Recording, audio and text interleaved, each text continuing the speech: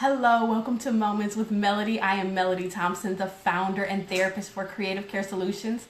Thanks so much for joining me today. Today, I'm going to give you 3 quick tips on how to create your fairy tale relationship. But first, I just want to talk to you a little bit about my upcoming workshop because it's the very last week to register, and this is just one you don't want to miss. We're going to be talking about effective communication, and this workshop is going to change communication as you know it. So I encourage you to just contact me today and secure your spot because we don't have a lot of seats left. I can't wait to hear from you and see you in the audience. Okay. So let's jump right into our moment with Melody. Once again, our moment with Melody was birthed out of the quote of the week. And I am just going to read this quote to you directly off of my wall. So it says, it's actually called the marriage box. And it says, most people get married believing a myth that marriage is a beautiful box full of all the things they have longed for: companionship, intimacy, friendship, and so on. The truth is that marriage at the start is an empty box. You must put something in before you can take anything out. There is no love in marriage. Love is in people. And people put love in marriage. There's no romance in marriage. You have to infuse it into your marriage. A couple must learn the art and form the habit of giving, loving, serving, praising, keeping the box full.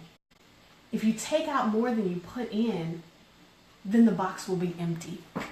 And that is by an anonymous author. I love the marriage box because what it really says is that you have to work at creating the marriage that you want or the relationship that you want. And that is why I call this moment with Melody, it takes time to get the fairy tale, because the fairy tale must be created. So that takes me to my very first tip on how you can create the fairy tale relationship that you want. The first thing you need to know is that it takes 2 to tango, which means that for each tip, it requires 2 people to be working at this so that the relationship can be balanced and everybody's needs can be met.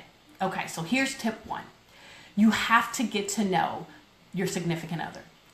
You have to know them inside and out. You want to study them. You want to know them, the innermost parts of them. You want to know them intimately, because that is going to prepare you to actually fulfill step 2, which is to consider the other person.